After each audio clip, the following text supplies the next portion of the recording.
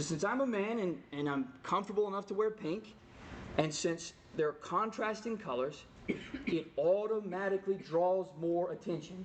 You are automatically more attractive. Now, I do not mean attractive in a physical, sexual sense. I mean attractive in the base, fundamental, root sense of the word, that it literally is more likely to get your eyes onto me. Okay?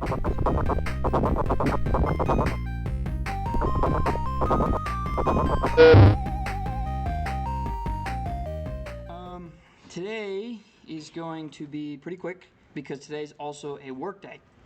So let's go ahead and do the agenda real quick. There's a reason why I'm not presenting this yet. So I'm going to be going over someone else's presentation because he has a really good knack for design. I'm going to have to pull that up here in a second. Then we're going to be coming back to this presentation, going over contrasting colors, attraction. So if that's not your jam and you might get a little uncomfortable with that, it's okay to leave for 5 to 10 minutes, but I will expect you back after those 5 to 10 minutes. I think we're all adults and we can use some scientific terms. And then we're going to do a really super brief discussion. So let me go ahead and pull this other presentation up. It's in my email. Here it is. And I'm not going to be going over his main points because I especially didn't know what he was thinking at the time. So I'm just going to give you all a general idea of what's going on. Let me move this. There. Okay, so right off the bat, I want us to look at the colors. They are popping out, right? I also want us to look at the fonts. So we've got 2 different fonts up there. So you can use different fonts for titles and stuff like that, and then for other information. All right? That's pretty much all I want for y'all to see. I will go over this first bullet point in pretty much, it's a general rule that we show and don't tell. So for y'all's presentations coming up next week, I ought to see a lot of pictures and stuff like that, and you explain it. You don't tell me everything, okay? You show, you don't tell. Design basics. I want us to look at the negative and the positive space. The negative space is the space back here, all not being taken up. And the positive space is the space being taken up, so like the design basics word and then this blotch. Even if it's a blotch, it's got design in there. I want us to look at that. Okay, so he decided at the time that he wanted to take up some space, so he used that blotch. It's really straightforward and it's great design. Also for y'all's presentations, definitely use clear images. Make sure you got the right resolution. Contrasting colors is something we will be getting into here in a minute. Make everything easy to follow. You don't want to see big paragraphs in presentations. You definitely don't want to see that. Now your main points typically are going to be in complete sentences, but you shouldn't really see more than one sentence. It's going to be short, sweet, and to the point. This is going to be really brief. This is the golden spiral. It's also called the golden ratio. I implore every single one of y'all to look it up online. It is baffling what people do with it. Oftentimes we use an art, drawing, painting. I like it the most in film. So whatever y'all like in there, go on Google and search the golden ratio in film. And you're going to start to see just how many artists input their art with this spiral. It's insane. It's insane. It's very fascinating. So picture this area right here, kind of like this shell shape. Y'all can see my cursor. Yeah. As like a sweet spot. So if y'all were to imagine a landscape, say mountains and a lake and some trees, all the mountains in the lake and all the mountains and the trees would be over here, and then everything kind of tapers off this way. I implore you to look it up on Google. It is fascinating. You can also do the rule of thirds. Now you don't imagine this that you fill up every single box. You do the same thing with that golden spiral. So say for instance the mountain and the trees are all over here, and then it starts tapering off. Like I said, it's pretty amazing what they do. So references, I know last lecture when I was going over the video I said that, I should see it bolded and centered. But since it is presentation, y'all don't have to have the references slide bolded and centered. Like it's a presentation, y'all can make it pretty, he did it off to the top left. I just have to see there is a references slide. Okay, so y'all can design that how y'all want. I just have to see that it says references. Okay, now let me go ahead and go back to this here. Did I just exit out of that? Oh my gosh, I did. Okay, let me present this. So, contrasting colors. Contrasting, when it comes to colors, is synonymous with complementary. Notice how complementary is spelled. It's not with an I in the middle there, it's with an E. So this is, specifically having to do with color and art.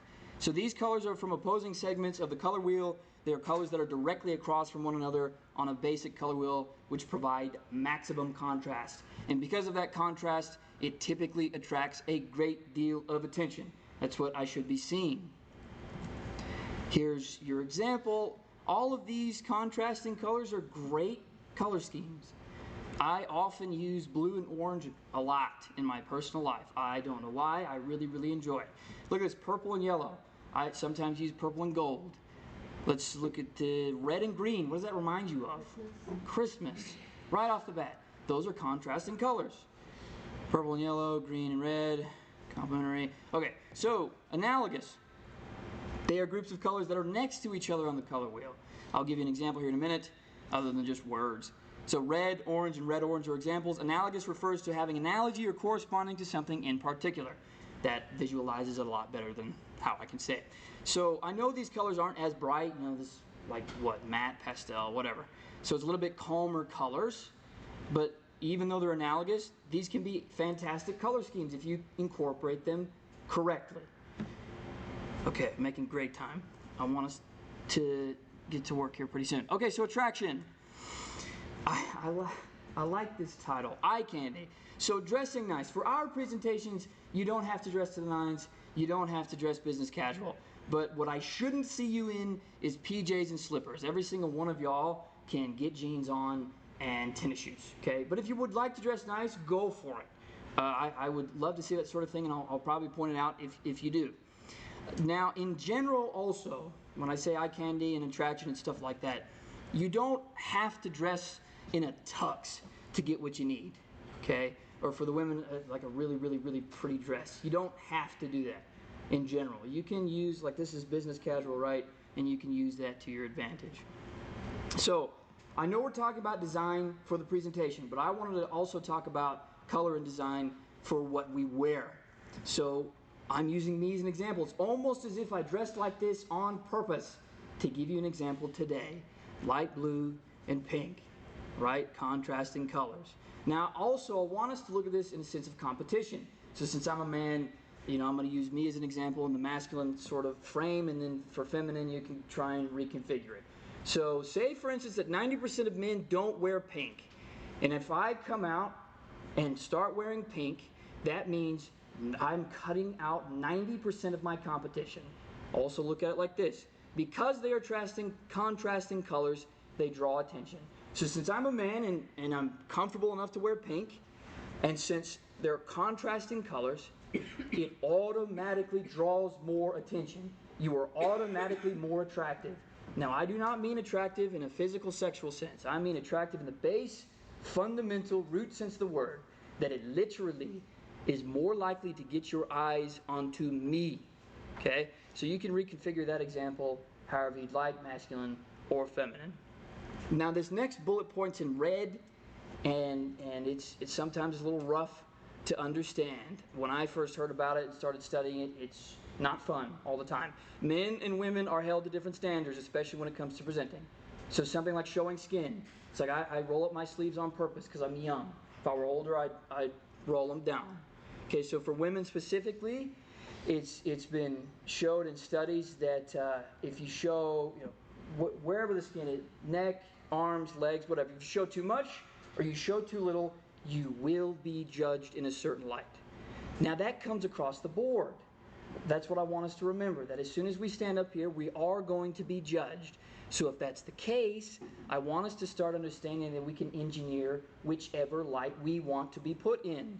Instead of making the result whimsical of, whatever people are judging you, you understand yourself that you can engineer that light, how you want to be perceived. Like I said, I wore this today. I wear this a lot.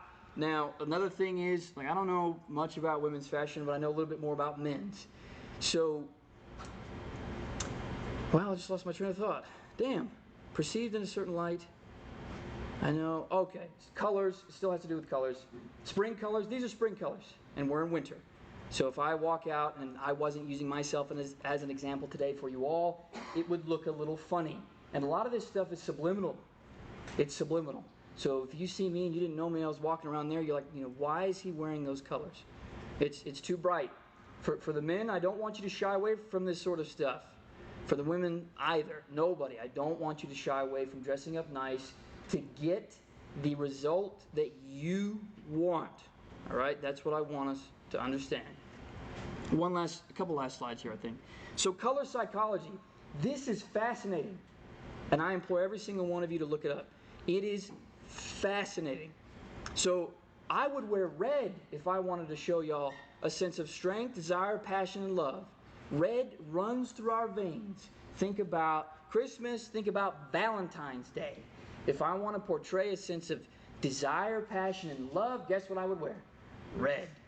How about green? That's calming, freshness, growth, harmony. All of these things affect your perception. Blue, although it's a cold color, it's very interesting in color psychology. It gives off a sense of warmth, compassion, and you're a little bit more personal. Okay? How about pink, what I'm wearing today? Tenderness, youth, optimism, vulnerability. All these things you can use to your advantage. And these are just 4 different examples. 4 different examples. How about you want to be perceived as pure and you never make any mistakes? Guess what I would wear? White. White. How about a sense of power? Close, yeah, that's very close. That's royalty. Purple's royalty. Black. And if y'all will remember, I'm pretty sure that's the first thing I wore when I introduced myself to y'all. All black. Sense of power, because I know color psychology, and it's baffling how much this can affect y'all. Oh yeah, because you mentioned theater, and I was thinking like, oh, of course he's in theater. He's wearing theater blacks. Yeah, theater blacks. Because you were in black shirt and black pants. Yeah. So, and there's a couple running theories too. So this is just really interesting off the top of my head. One of the theories is that we biologically adapted color vision to see things like fruits, right? So maybe one of the reasons why red is the most attractive color is because it reminds us of fruits. We come across a fruit tree while we're hunting and gathering, we see a red apple, it's very attractive to us. So think about, whichever industry y'all are going in, think about what some of the higher up people wear. Maybe they wear a red tie, a blue tie. If they're smart enough to do that, then they might be trying to tell you something subliminally. So I just want y'all to understand that you can influence people subliminally. It's pretty wild. So let's go ahead and get into a really quick discussion. Off the top of your head, what color scheme are you considering using for your presentation? Off the top of your head, you're not committing to anything. I'm just going to go down the line. I'm going to ask you. You can guess. Stuff like that, okay? So I'll give you like a minute to think about that because I know I don't want to put y'all on the spot. Okay, I'll go down the line. Ryan, you good with starting? Probably just green and brown. Green and brown. That's a fantastic color. Yeah. Teresa? I was thinking like something with red, but I'm using the colors.com website. Nice. That's a good idea. Yeah. Alexandra? Red and pink? Yeah, absolutely, absolutely. I'll come back this way. Daniela, right? Yeah. Daniela, what do you think? Something with like blue. Something with blue? Love it. Love it. Like the reds, orange, and violets, those kind of Love it. Absolutely. Great, great. Blue. Blue. Blue and white. Fantastic. Yeah, you all know the graphic designs. Blue and gold. Fantastic. I use that pretty often too. Blue and gold. We saw in the first presentation. Red and white. Okay. Mackenzie.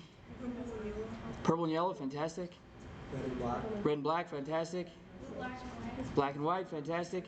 White and green. White and green. Fantastic. Something with a blue. Something with a blue. Good, good, good. white and blue. Fantastic. I'll go ahead and go there. Blue. Fantastic. Red and black. Fantastic. Fantastic. Blue. Nice. Okay. Love it.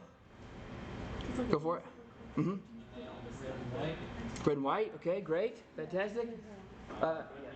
Red and yellow. Outstanding. And Angela. Thanks for that. Black and red, love it. Yeah, those are all great color schemes. All great color schemes. Now, all that discussion was just thinking about just getting your cogs turning and that sort of thing. Like I said, you're not committing to anything, but you can absolutely do that. And what's up? If we dress nice for our presentations, can we get like bonus points? I want to. I can ask Dr. Klim. I can absolutely ask Dr. Klim, and I will do that right after. Well, while you're all working.